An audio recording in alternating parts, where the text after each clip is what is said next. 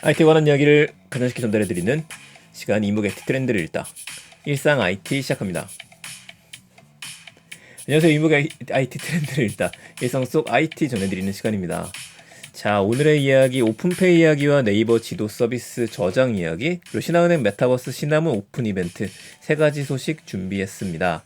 하나씩 가도록 할게요. 첫 번째 이야기는 카드사 연합의 오픈페이가 15일에 시작된다라는 소식이에요. 나온다 하고 안 나와 있던 서비스 중에 대표적인 것 중에 하나, 바로 카드사들이 만드는 오픈페이 서비스죠. 이게 어찌 보면 오픈뱅킹하고 비슷한 서비스입니다. 은행들이 한 은행의 앱에서 다른 은행에 있는 자산들을 한꺼번에 보고 관리하게 해주는 서비스를 이야기를 하죠. 이게 15일부터 오픈이 되는 건데요. 우선적으로는 국민카드와 하나카드부터 시작이 됩니다.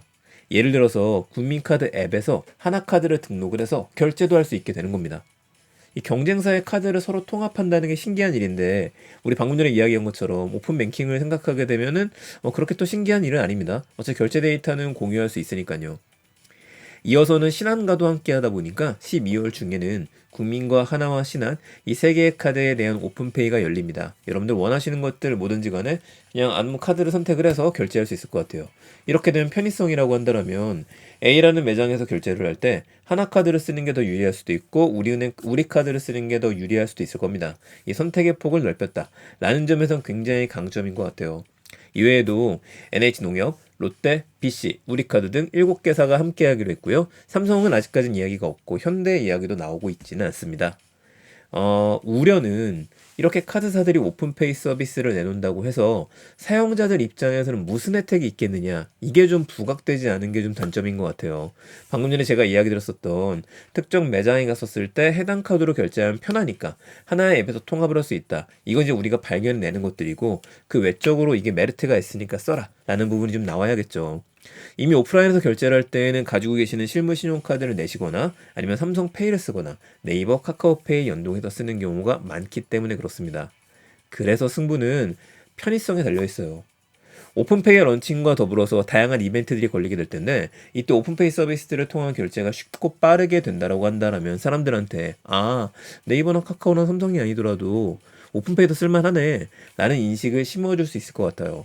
다만 카드사들 입장에서는 굳이 다른 회사의 카드들을 결제를 해서 자기네들 카드의 사용도를 떨어뜨릴 필요는 없기 때문에 이벤트는 그렇게 많지 않을 수도 있을 것 같습니다. 조금 난감한 상황일 것 같아요. 이게 오픈뱅킹 때랑은 좀 다른 거죠.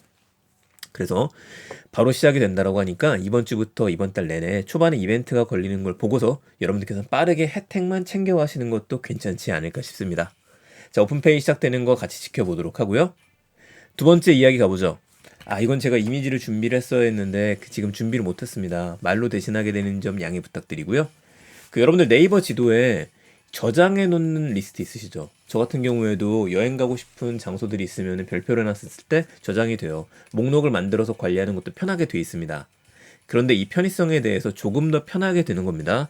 그래서 지금 네이버 지도를 업데이트 안 하셨던 분들이라고 한다면 다 듣고 나서 꼭 네이버 지도를 업데이트를 해봐 놓으세요. 그러면 하단에 메뉴가 쫙 빠져 있는 게 주변, 저장, 대중교통, 내비게이션이 아예 탭으로 들어갔습니다. 이 저장이라고 주변이라고 하는 거는 여러분들 주변에 갈 만한 맛집 이런 것들 보여주는 거고, 저희 지난번에 방송에서 한번 이야기 들었었어요. 자, 두 번째 저장이라고 하는 거, 이게 탭이 중요한 건데 여길 들어가게 되면은 여러분들이 그동안 가고 싶었던 것들 리스트 만든 걸 볼 수가 있습니다.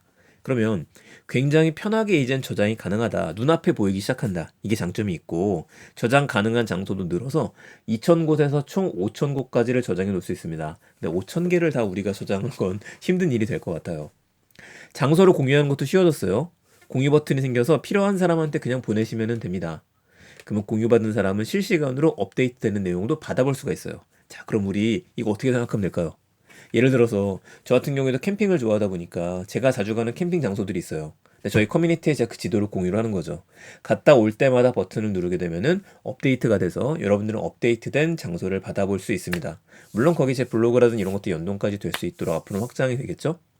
그러면 맛집을 가시는 분들은요, 맛집 지도를 만들어서 배포하는 것도 가능하다는 이야기가 돼요.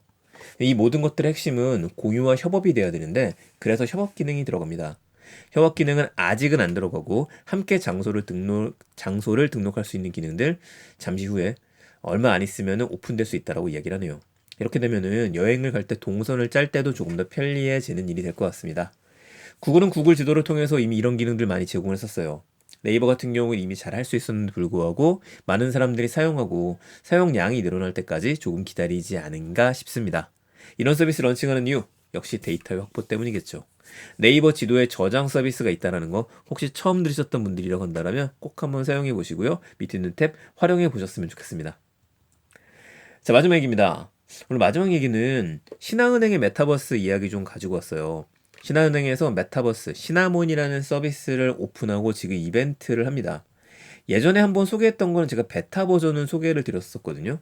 그 베타 버전을 보시게 되면은 아직은 좀 애매하다라고 볼 수 있었는데 굉장히 좀 업그레이드를 좀 많이 한 것 같습니다.